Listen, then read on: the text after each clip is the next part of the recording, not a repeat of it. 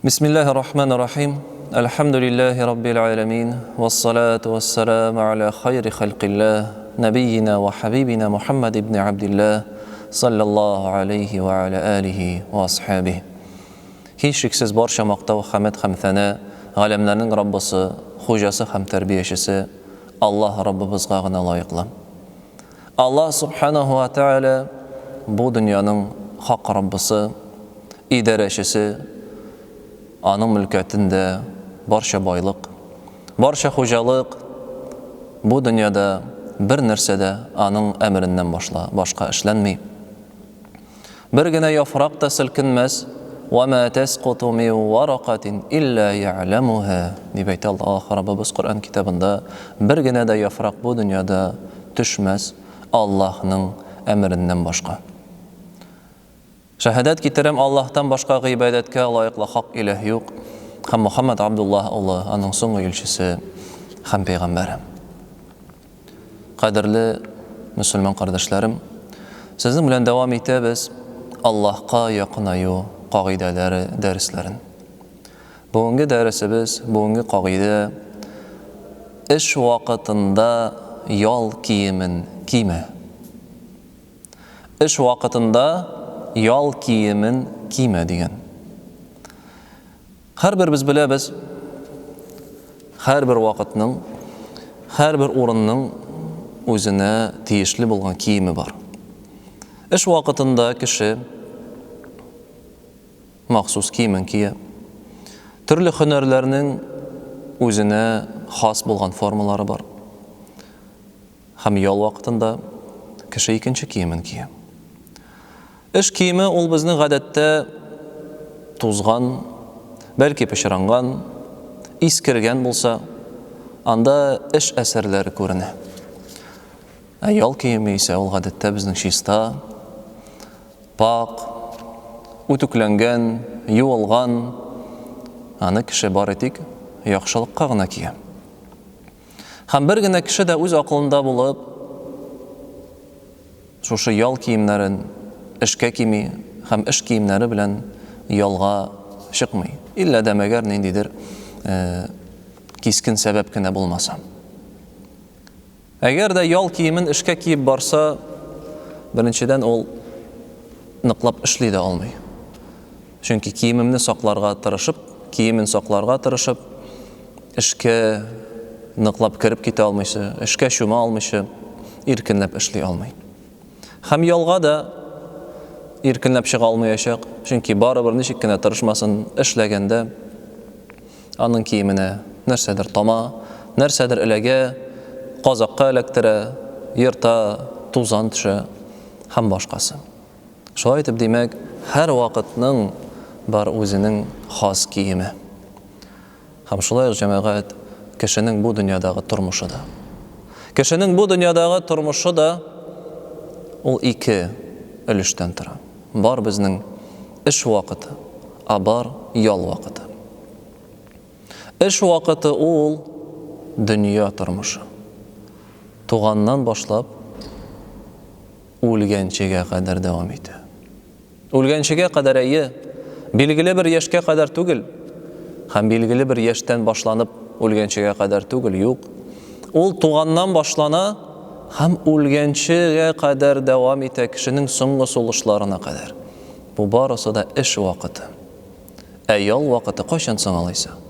Yol vaqti ul jamoat kelasi dunyoda, kelasi turmushda, bu dunyodan ketgandan so'ng, qabrga tushgandan so'ng, mana shunda boshlana yol. Allah Rabbimiz subhanahu va taala bizga bularni erishtirib, Qur'onda ko'pgina oyatlarda bu dunyoning bari tik sinov ham g'amal maydoni ekanligini anglatadi. Allazi xalaqal mauta val hayata liyabluwakum ayyukum ahsanu amala. Ul o'lim bilan turmushni bor qildi. Sizning qaysig'izning amallari yaxshiroq ekanligini sinar uchun. O'lim bilan turmush, ul bu bizning dunyo turmushi. Biz tug'amiz, turmushni boshlaymiz, ham bu dunyodan o'lim bilan ketamiz. Ne uchun so'ng biz bu dunyoda deydi? Sınavlar uchun. Sınalabız. Qaysi bizning amallari yaxshiroq, durustroq, ixlosroq Кайсыбыз Аллаһ Тәгаләнең диненә якынрак, һәм аның тыйганнарыннан яраграк, шуның белән сыналабыз. Икенче аятта Аллаһ Раббыбыз әйтә: وَلَنَبْلُوَنَّكُمْ بِالشَّرِّ وَالْخَيْرِ فِتْنَةً وَإِلَيْنَا تُرْجَعُونَ. Без сезне һич шиксез хәерлесе белән һәм начары белән сынаячакбыз. Һәм аннары безнең янга кайтачаксыз. Хәерлесе белән, кеше яраткан әйбер белән, кешегә охшаган әйберләр белән Аллаһ Тәгалә безне сыный. Чөнки рәхәт вакытта да кеше сынала.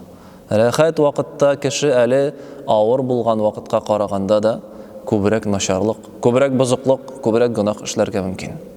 Һәм шулай Аллаһ Раббыбыз начары белән, авыры белән, без теләмәгән әйберләр белән безне сыный.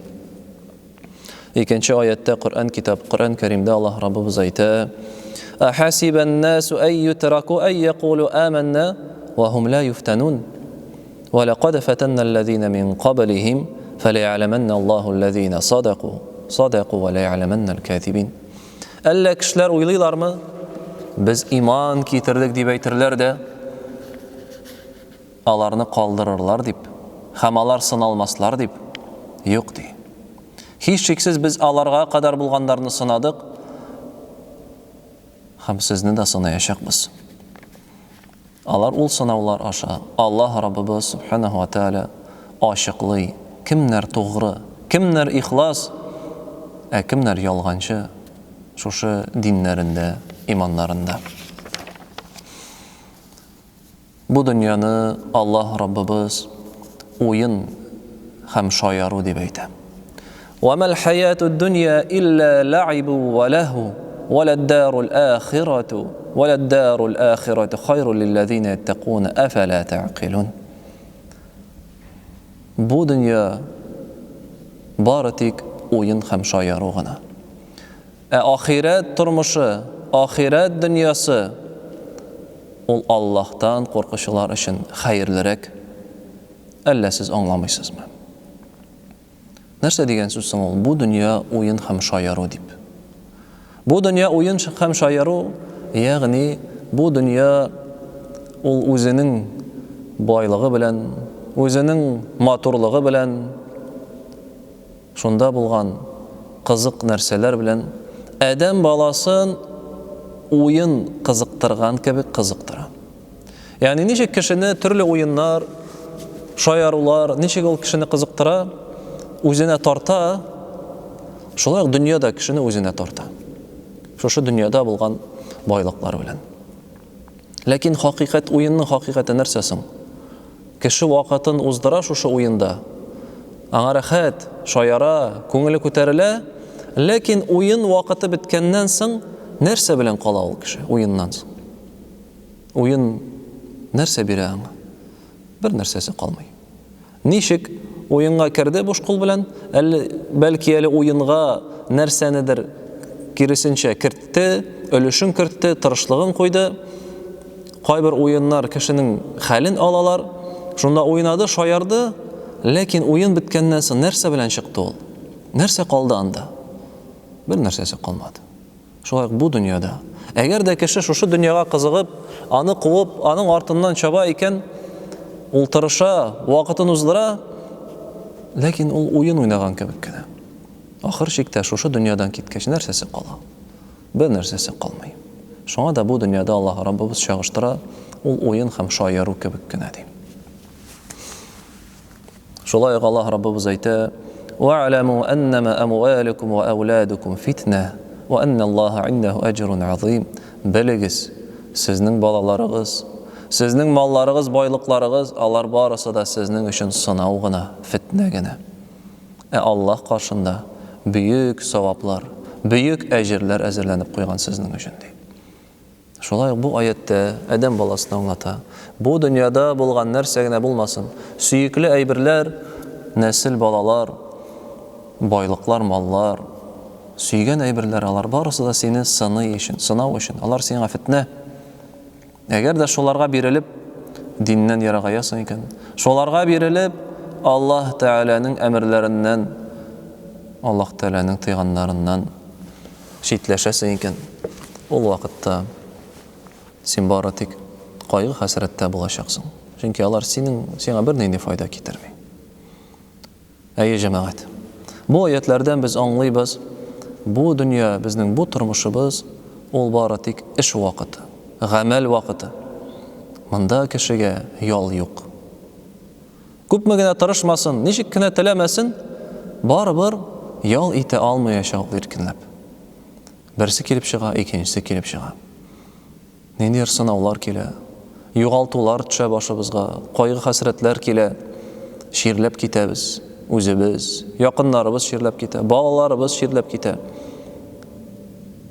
Нәрсәнедер югалтабыз, борчылабыз кемдер өчен, үзебез өчен борчылабыз. Кайдан ризык алырмын, кайдан кием алырмын, ничек кышны чыгармын. Машинада барабыз, машинаның тәгәрмәче тишелә. Киемебезне нәрсәгәдер эләктереп, киемебез киселә, йыртыла. Ягъни һәр вакыт кешегә ниндидер бәла-каза, авырлыклар килеп чыгып тора. Тешебез сызлый башлый. Көне артык салкын, яисә киресенчә эссе, яңгыр ява, яңгыр яумый. Бакчабызда утырткан нәрсәләр үсми, чүп баса, һәм башкалар. Ничек кенә кеше тырышмасын, барыбер ниндидер нәрсә бу дөньяда килеп чыгып тора.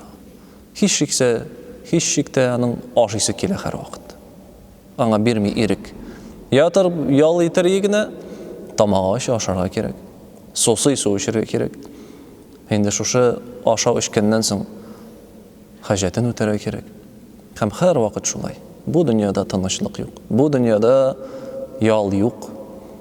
Ләкин кызганычка каршы кеше бу дөньяда ял итермен дип өметләнә. Менә укуымны бетерермен, анда инде рәхәт тормыш башланыр. Менә эшкә урнашырмын, вот анда рәхәт яшәрмен. Менә йорт алырмын, үз йортымда рәхәтләнеп яшәрмен ди. Машина алырмын, тегесен алырмын, бусын алырмын, гаилә корырмын, балаларым туыр. Һәр вакыт нәрсәнедер өмөтен баглый шушы дөнья байлыклары белән. Һәм шуңа ирешкәннән соң инде ял итермен, рәхәт тормыш белән яшәрмен дип өметләнә. Ләкин хакыйкатьтә алай түгел, җәмәгать. Алай булмый. Бу дөньяда кеше өчен ял юк. Ял ул ахирәттә генә. Мөселман кешенең фикере нинди булырга тиеш? Менә китермен бу дөньядан. Менә кабергә ятырмын. Вот шунда ял итермен инде. Юкка гына Пәйгамбәрбез саллаллаһу алейхи ва саллям әйтмәде. Ад-дөнья сиҗнул муъмин.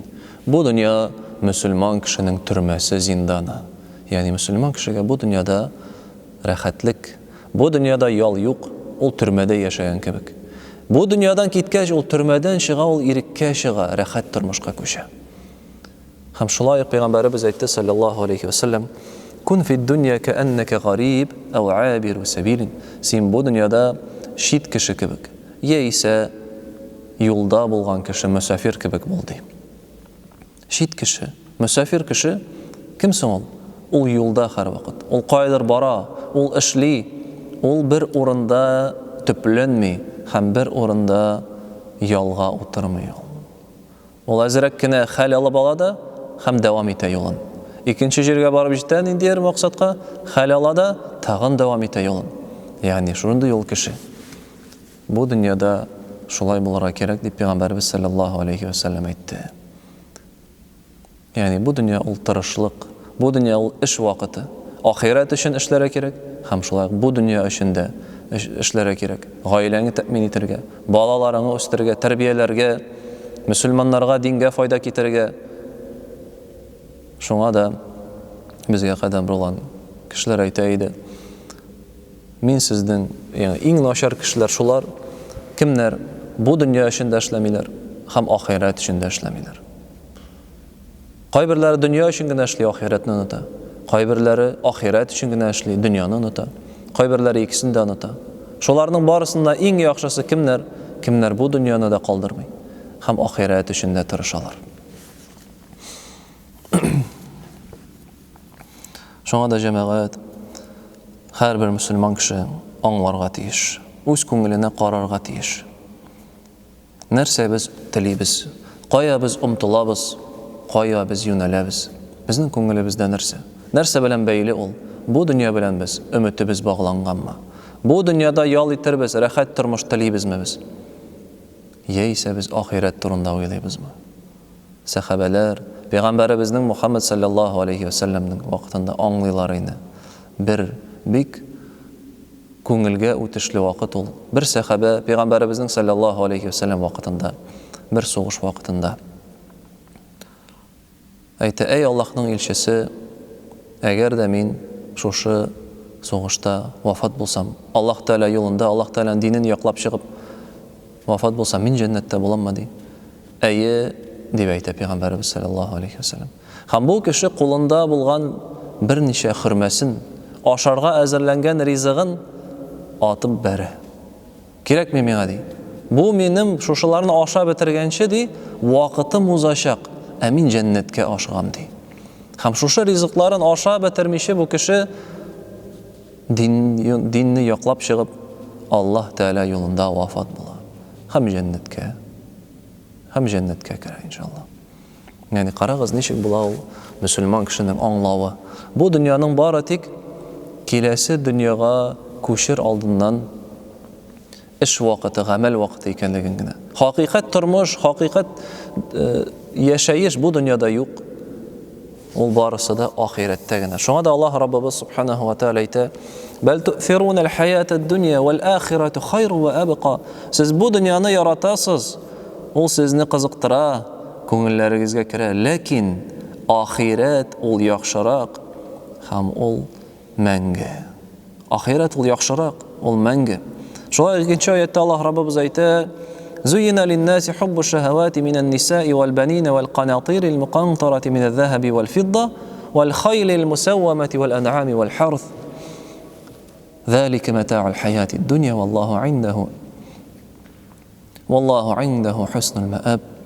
Аллаһ Раббыбыз әйтә: "Кешеләргә бизәлде. Кешеләргә бизәлде нәрсә? Хатын-кызлар, аларның балалары, тау-тау җыелган алтын һәм көмешләр, матур-матур атлар, мал-туарлар һәм җирләре. Булар барысы да бу дөнья байлыгы, ди. Бу дөнья әйберләре. Ләкин Аллаһ каршында иң яхшы нәрсәләр әзерләнгән. Аллаһ каршында хәерле кайту урыны бар, ди. Лилләзина тақау инда раббихим Кул аунаббикум би хайрин мин заликум. Әйтим мин сезгә шуларның барысындан да яхшырак әйберләрне, ди. Ягъни бу дөнья байлыкларыннан гаилә, балалар, алтын көмешләр, хәерле матур транспортлар, җир, байлык, мал, шуларның барысыннан да яхшырагын әйтимме мин сезгә, ди. Лилләзина тақау инда раббихим джаннатун таҗри мин тахтиха ал-анһар. Аллаһ Раббыларыннан курыкканнар өчен җәннәт бакчалары әзерләнгән. Ул җәннәт бакчаларында аларның аяк астыннан, аларның аяк асларыннан елгалар ага һәм аларга анда чиста пак хатыннар әзерләнгән. Ва ридванун миналлаһ, һәм Аллаһ Тәаланың ризалыгы. Валлаһу басирун бил ибад, һәм Аллаһ Тәала кешеләрнең кылган гамәлләрен күрүче дип әйтә. Менә ул җәмәгать. Бу дөньяда кешегә ял юк.